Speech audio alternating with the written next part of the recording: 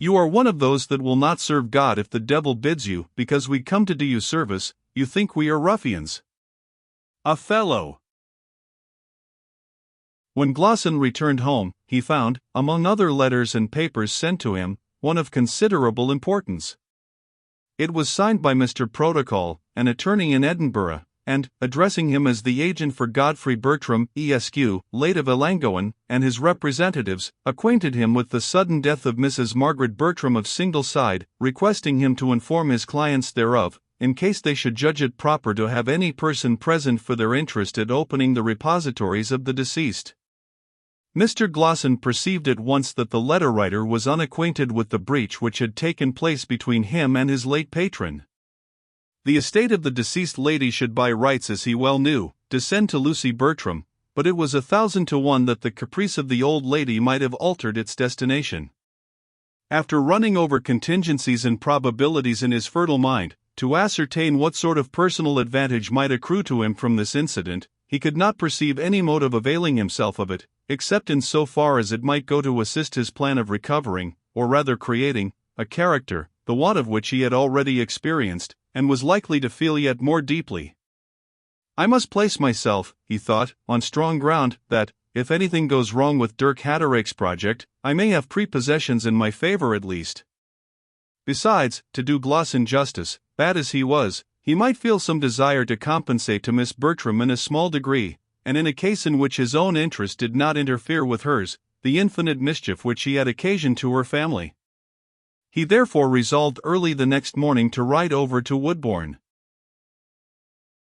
It was not without hesitation that he took this step, having the natural reluctance to face Colonel Mannering, which fraud and villainy have to encounter honor and probity. But he had great confidence in his own savoir-faire. His talents were naturally acute, and by no means confined to the line of his profession. He had at different times resided a good deal in England, and his address was free both from country rusticity and professional pedantry, so that he had considerable powers both of address and persuasion, joined to an unshaken effrontery, which he affected to disguise under plainness of manner. Confident, therefore, in himself, he appeared at Woodbourne about 10 in the morning, and was admitted as a gentleman come to wait upon Miss Bertram. He did not announce himself until he was at the door of the breakfast parlour, when the servant, by his desire, said aloud, "Mr. Glosson, to wait upon Miss Bertram." Lucy, remembering the last scene of her father's existence, turned as pale as death, and had well-nigh fallen from her chair. Julia Mannering flew to her assistance, and they left the room together. There remained Colonel Mannering, Charles Hazelwood, with his arm in a sling, and the Dominie, whose gaunt visage and wall-eyes assumed a most hostile aspect on recognizing Glosson.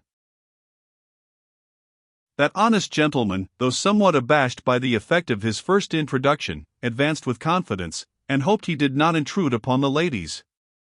Colonel Mannering, in a very upright and stately manner, observed, that he did not know to what he was to impute the honor of a visit from Mr. Glosson. Ham. I took the liberty to wait upon Miss Bertram, Colonel Mannering, on account of a matter of business. If it can be communicated to Mr. Macmorlan, her agent, sir, I believe it will be more agreeable to Miss Bertram. I beg pardon, Colonel Mannering, said Glosson, making a wretched attempt at an easy demeanor. You are a man of the world. There are some cases in which it is most prudent for all parties to treat with principles.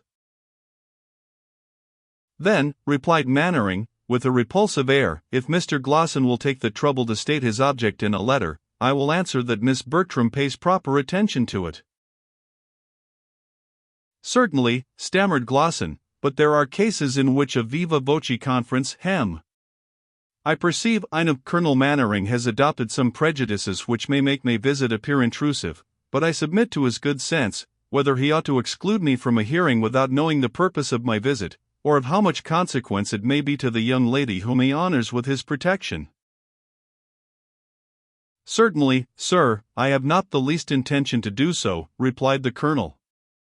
I will learn Miss Bertram's pleasure on the subject, and acquaint Mr. Glosson, if he can spare time to wait for her answer. So saying, he left the room. Glosson had still remained standing in the midst of the apartment. Colonel Mannering had made not the slightest motion to invite him to sit, and indeed had remained standing himself during their short interview. When he left the room, however, Glosson seized upon a chair, and threw himself into it with an air between embarrassment and effrontery. He felt the silence of his companions disconcerting and oppressive, and resolved to interrupt it. "A fine day, Mr. Sampson." The Dominie answered with something between an acquiescent grunt and an indignant groan. "You never come down to see your old acquaintance on the Ellangowan property, Mr. Sampson. You would find most of the old stagers still stationary there. I have too much respect for the late family to disturb old residentaires, even under pretense of improvement. Besides, it's not my way. I don't like it. I believe, Mr. Sampson, Scripture particularly condemns those who oppress the poor, and remove landmarks, or who devour the substance of orphans," subjoined the Dominie. "Anathema, Maranatha."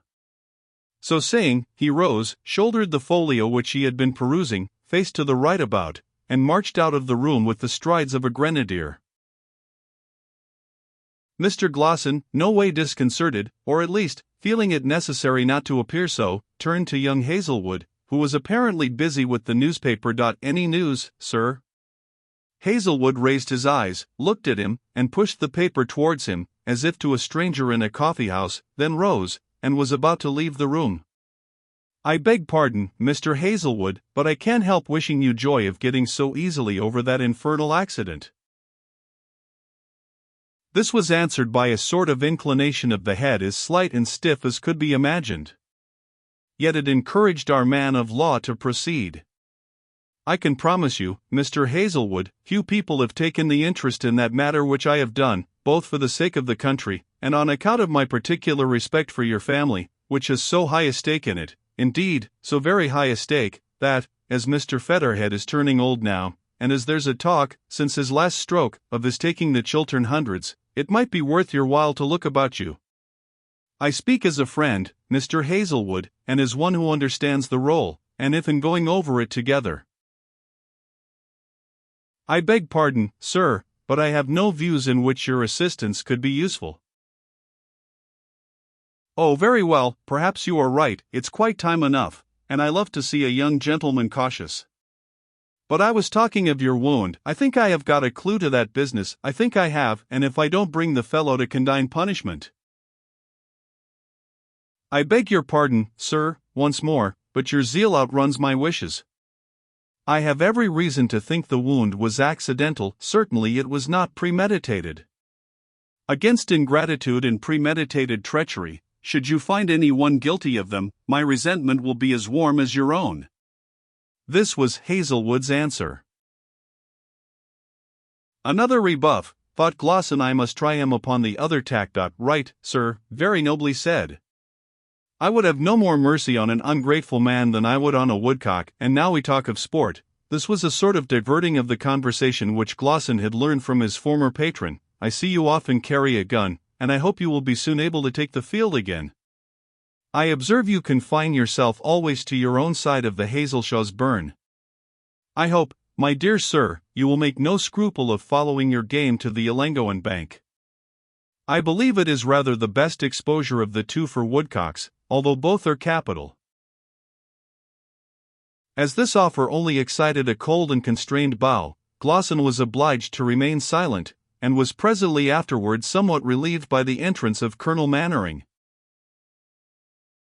"I have detained you some time, I fear, sir," said he, addressing Glosson. "I wish to prevail upon Miss Bertram to see you, as, in my opinion, her objections ought to give way to the necessity of hearing in her own person what is stated to be of importance that she should know.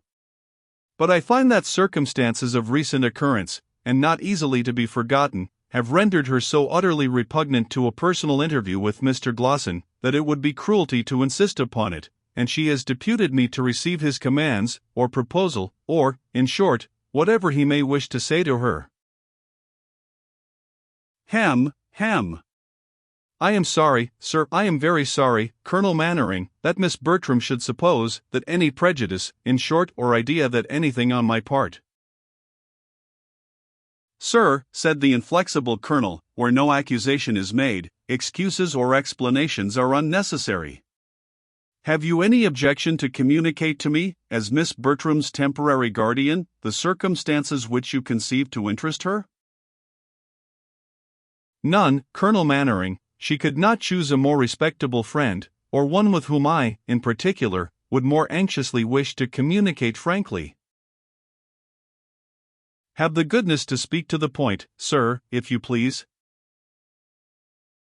"Why, sir, it is not so easy all at once, but Mr. Hazelwood need not leave the room. I mean so well to Miss Bertram, that I could wish the whole world to hear my part of the conference. My friend Mr. Charles Hazelwood will not probably be anxious, Mr. Glosson, to listen to what cannot concern him, and now, when he has left us alone, let me pray you to be short and explicit in what you have to say. I am a soldier, sir, somewhat impatient of forms and introductions." So saying, he drew himself up in his chair, and waited for Mr. Glosson's communication. "Be pleased to look at that letter," said Glosson, putting Protocol's epistle into Mannering's hand, as the shortest way of stating his business.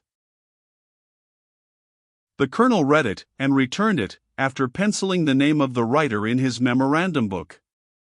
"This, sir, does not seem to require much discussion. I will see that Miss Bertram's interest is attended to." "But, sir, Colonel Mannering," added Glosson, "there is another matter which no one can explain but myself. This lady, this Mrs. Margaret Bertram, to my certain knowledge, made a general settlement of her affairs in Miss Lucy Bertram's favor while she lived with my old friend, Mr. Bertram, at Ellangowan. The Dominie, that was the name by which my deceased friend always called that very respectable man Mr. Sampson. He and I witnessed the deed. And she had full power at that time to make such a settlement, for she was in fee of the estate of Singleside even then, although it was life-rented by an elder sister. It was a whimsical settlement of old Singleside's, sir. He pitted the two cats his daughters against each other, ha, ha, ha." "Well, sir," said Mannering, without the slightest smile of sympathy, but to the purpose. "You say that this lady had power to settle her estate on Miss Bertram, and that she did so?" "Even so, Colonel," replied Glosson. "I think I should understand the law. I have followed it for many years, and though I have given it up to retire upon a handsome competence, I did not throw away the knowledge which is pronounced better than house and land, and which I take to be the knowledge of the law, since, as our common rhyme has it, "'tis most excellent to win the land that's gone and spent." No, I love the smack of the whip. I have a very little law yet, at the service of my friends." Glosson ran on in this manner, thinking he had made a favorable impression on Mannering. The colonel indeed reflected that this might be a most important crisis for Miss Bertram's interest, and resolved that his strong inclination to throw Glosson out at window, or at door, should not interfere with it. He put a strong curb on his temper, and resolved to listen with patience at least, if without complacency. He therefore let Mr. Glosson get to the end of his self-congratulations, and then asked him if he knew where the deed was. "I know, that is, I believe I can recover it. In such cases custodiers have sometimes made a charge." "We won't differ as to that, sir," said the colonel, taking out his pocketbook. "But, my dear sir, you take me so very short. I said some persons might make such a claim, I mean for payment of the expenses of the deed, trouble in the affair, etc. But I, for my own part, only wish Miss Bertram and her friends to be satisfied that I am acting towards her with honor. There's the paper, sir. It would have been a satisfaction to me to have delivered it into Miss Bertram's own hands, and to have wished her joy of the prospects which it opens. But since her prejudices on the subject are invincible, it only remains for me to transmit her my best wishes through you, Colonel Mannering, and to express that I shall willingly give my testimony in support of that deed when I shall be called upon. I have the honor to wish you a good morning, sir."